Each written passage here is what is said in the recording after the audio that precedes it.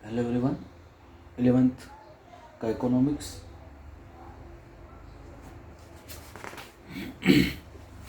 चाणक्य के अर्थशास्त्र का अध्ययन करेंगे हम कि चाणक्य का जो अर्थशास्त्र है उस अर्थशास्त्र में किन बातों को कहा गया है। आचार्य चाणक्य, इनका वास्तविक नाम विष्णुगुप्त शर्मा, ये चंद्रगुप्त मौर्य के शासनकाल में प्रधानमंत्री के पद पर थे। इनके द्वारा ही चंद्रगुप्त मौर्य को राजा बनवाया गया था। इनकी बुद्धि, इनकी रचना, व्यूह रचना बहुत ही महत्वपूर्ण मानी जाती है। इनका जन्म 350 से 283 BC माना जाता है। इनका जन्म स्थान तक्षशिला नामक स्थान जो वर्तमान में पाकिस्तान में है। पिता चाणक्य, इनको चाणक्य या कौटिल्य के नाम से भी जाना जाता है। चंद्रगुप्त मौर्य के शासनकाल में प्रधानमंत्री के पद पर कार्य किया। इन्होंने शासन विधि या शासन को चलाने के लिए एक ग्रंथ लिखा। उस ग्रंथ को अर्थशास्त्र की रचना कहा जाता है। इन्होंने जो रचनाएं लिखी उन रचनाओं को कौटिल्य के अर्थशास्त्र के नाम से जाना जाता है।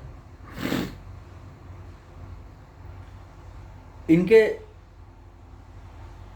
जो ग्रंथ है उस ग्रंथ के अध्याय 1 में इन्होंने कहा है कि अर्थ और अर्थशास्त्र को अगर मैं परिभाषित करूं तो मनुष्य के व्यवहार या जीविका को अर्थ कहते हैं और मनुष्य से युक्त जो भूमि होती है उसको अर्थ कहा जाता है।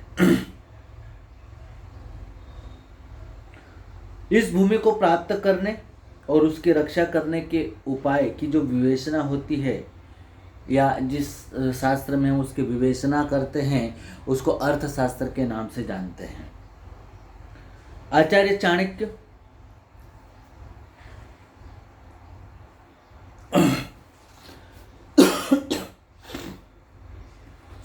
की जो परिभाषा थी वो धन पर केंद्रित। इनके अनुसार धर्म, सदाचार और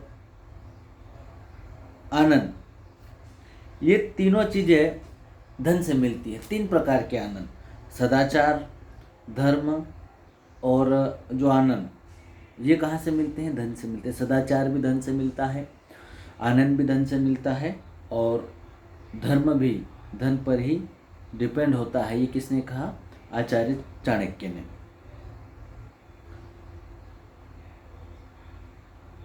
इन्होंने अपने ग्रंथों में सिर्फ अर्थ को ही नहीं लिखा, इन्होंने समाज कल्याण, व्यक्ति, राष्ट्र के हर एक वो पहलू जो आर्थिक और अनार्थिक रूप से महत्वपूर्ण है उन सब का इन्होंने विवेचना की। जन कल्याण इनका प्रमुख लक्ष्य था, उद्देश्य था। ये अर्थशास्त्र को धर्म से भिन्न मानते थे।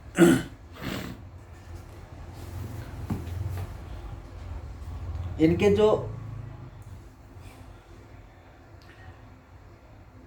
ग्रंथ है उनके अगर मैं विशेषताओं की बात करूं तो इनके ग्रंथ की जो प्रमुख विशेषताएं वो है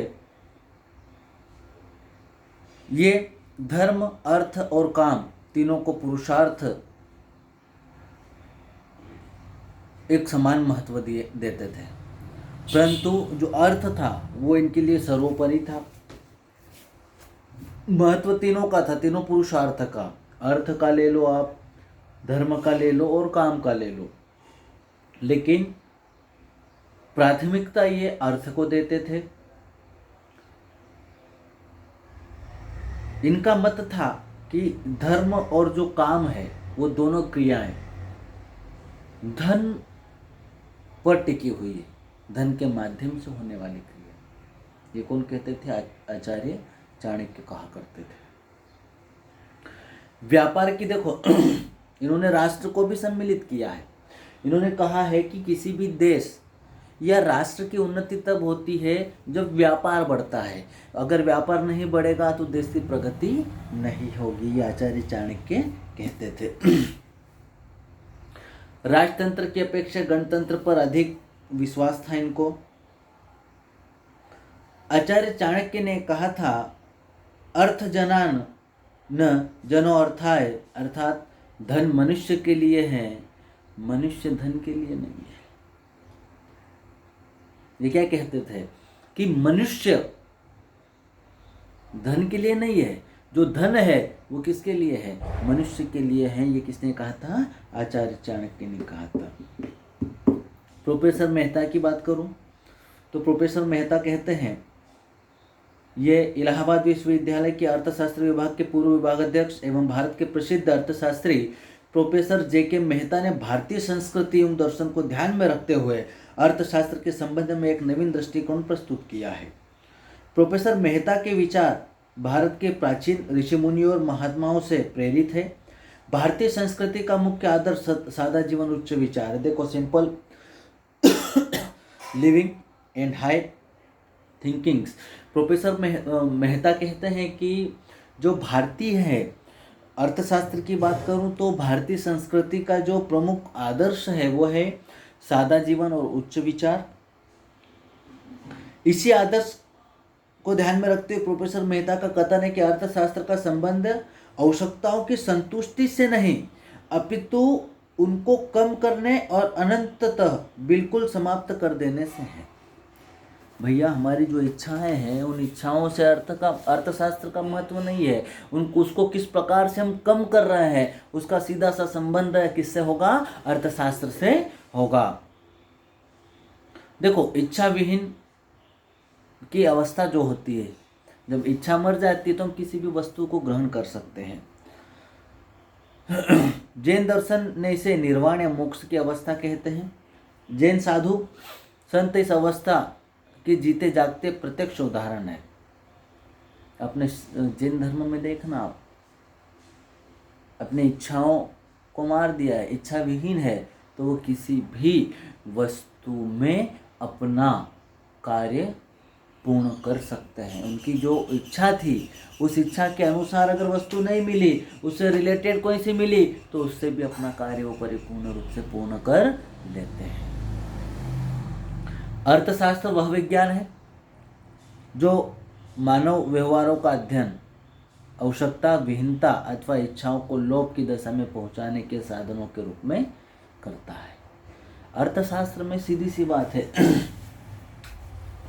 कि क्रियाएं एक समान होती है, चलती रहती है। हमारी जो इच्छाएं हैं उन इच्छाओं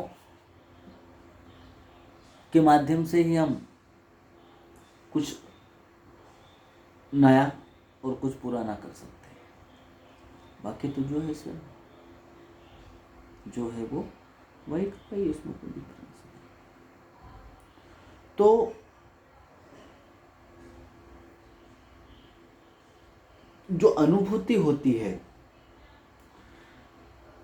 सुख की हो, अधिक आवश्यकता की हो, अधिक संतुष्टि की हो, अधिक सुख की हो, वो निर्भर करती है हमारे व्यवहार पर, हमारे कार्यों पर। आप किस प्रकार की इच्छाएं रखते हैं?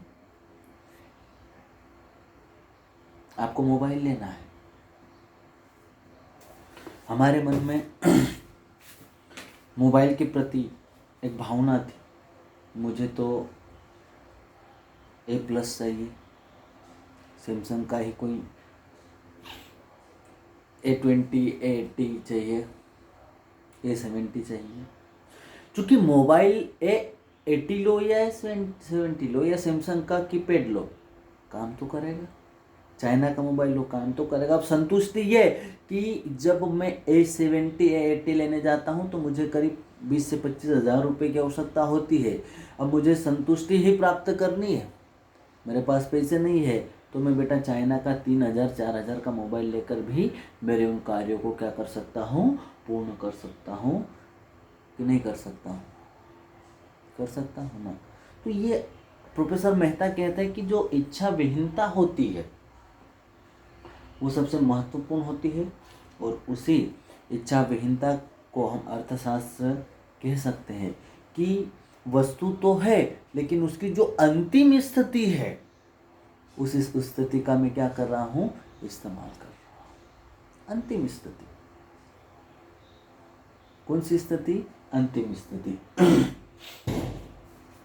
प्रोफेसर मेहता कहते हैं कि सुख की प्राप्ति तो इच्छाओं आवश्यकताओं को घटाने पर ही हो सकती है।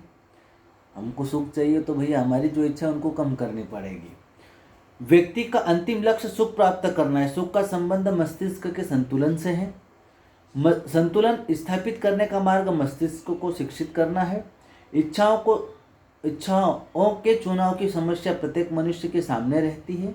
यदि हम अपनी इच्छाओं को पूरी तरह से समाप्त नहीं कर सकते तो कम से कम हमें इन्हें घटाना होगा, तभी व्यक्ति का मानसिक तनाव कम होगा तथा उसे सुख भी मिलेगा।